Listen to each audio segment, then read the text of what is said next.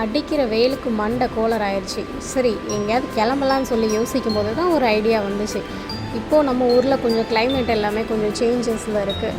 சரி பக்கத்தில் உள்ள நம்ம சாஸ்தா ஃபால்ஸ்க்கு போகலான்னு சொல்லி வண்டி எடுத்துகிட்டு கிளம்பியாச்சு. இந்த ஃபால்ஸ்க்கு வந்து பார்த்திங்கன்னா ஃப்ரெண்ட்ஸோடையோ இல்லை ஃபேமிலியோடையோ இல்லை உங்களுக்கு பிடிச்சவங்களோடையோ கண்டிப்பாக வந்து டைம் ஸ்பெண்ட் பண்ணுறதுக்கு ஒரு நல்ல பிளேஸ்னே சொல்லலாம்.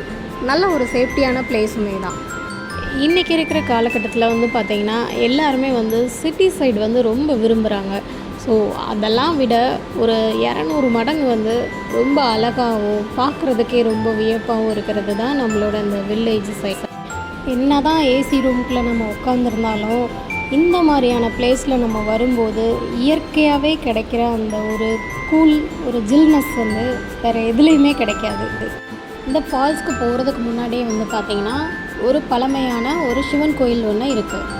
இந்த கோவிலில் வந்து பார்த்திங்கன்னா சிவன் லிங்கம் வந்து ரொம்ப குட்டியாக தான் இருக்கும். ஸோ அது பார்க்குறதுக்கே ரொம்ப அழகாக இருந்துச்சு.